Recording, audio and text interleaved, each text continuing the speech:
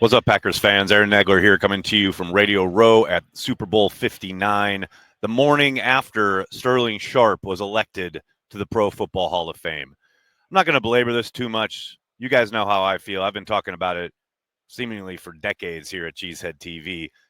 This is long overdue. I am so thrilled that Sterling is in the Pro Football Hall of Fame. I'm sure you've seen some of the videos floating around, including the one of his brother telling him about the achievement. Very emotional.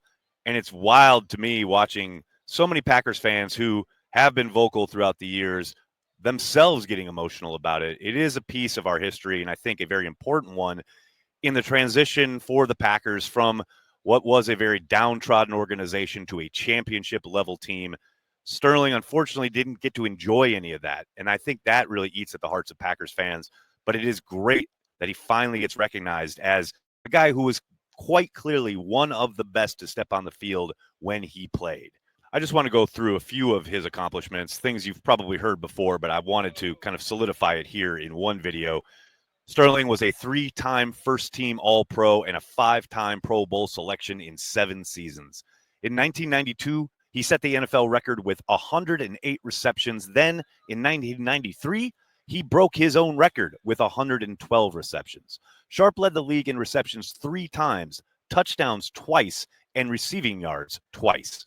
Sharpe started 112 games, finishing with 595 receptions, 8,134 receiving yards, and 65 receiving touchdowns.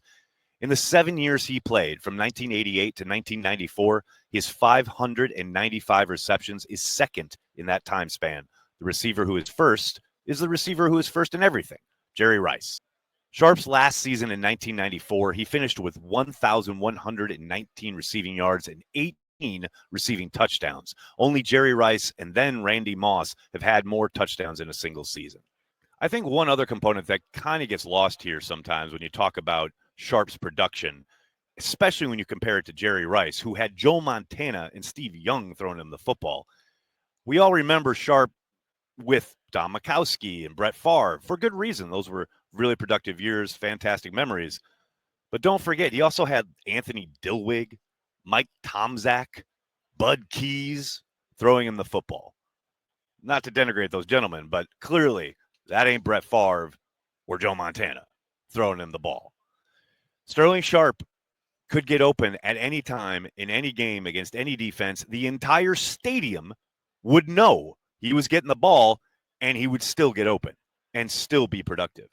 I'm just absolutely thrilled that Sterling is finally where he belongs in the Pro Football Hall of Fame. Congratulations to Sterling Sharpe, an absolute Green Bay Packers legend. What do you guys think? Who should be next in line with the green and gold after Sharpe became the 29th Green Bay Packer to go into the Hall of Fame?